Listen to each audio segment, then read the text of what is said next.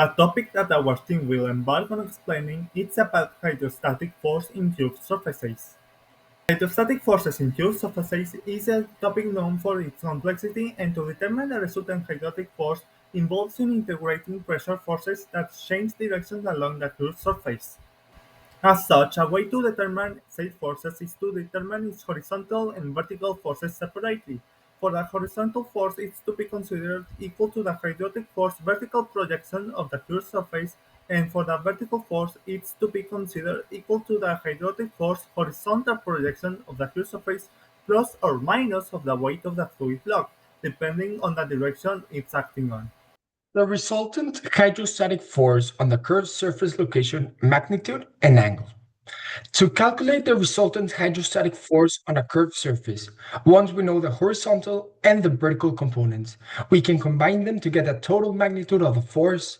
The magnitude comes from the vector addition. We use Pythagoras with the horizontal force and the vertical force to find the magnitude. While for the angle of this force with respect to a horizontal is given by the ratio of the vertical force to the horizontal force. Basically, it's tan alpha equals FB over FH. So now to determine the exact location of this force, we take moments about a reference point on the surface. This method works for all curved surface, whether they're above or below the liquid. Now, when you have this hydrostatic force, you have different results depending on the situation. For example, in the case of a curved surface above the liquid, then you subtract the weight from the vertical force due to them being in opposite directions. If you have something akin to a circular arc, then you go to the force acting in the center. Then, in case you have a surface with multiple different layers of liquid, then the liquid must be you have to add the forces in each liquid and then add them up using vector addition. Here in our example, as we have it here, we have a cylinder of 0.8 meters, hinge that is a 0.8, and you have S being 5 meters to be in the height. When it reaches the 5 meters, then it opens up.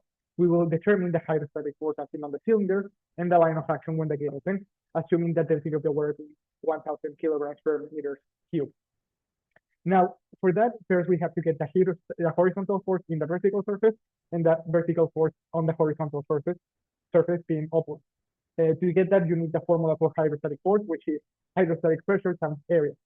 As you can see, we got it this way by using the fact that hydrostatic pressure is density times gravity times height. And here we have the formula of how we got those things. So we have our horizontal force, which is 36.1 kilonewtons, and our vertical force of 39.2 kilonewtons. The weight of the fluid block in the space of 1 meter and on the width of 1 meter, it will be equal to the density of the liquid times gravity times the volume of the fluid block, giving us for the problem a weight of 1.3 kilonewtons. And for the net force, it will be the addition of the forces on the vertical axis, leaving us the addition of the vertical force minus the weights, giving us a net force of 37.9 kilonewtons. So now let's look at the final results from our example. After calculating the horizontal force, the vertical force, we can combine them to obtain the magnitude of the resultant hydrostatic force acting on the surface. Here we use 36.1 for the horizontal and 37.9 for the vertical. Taking the root of them added square gives us 52.3 kilonewtons.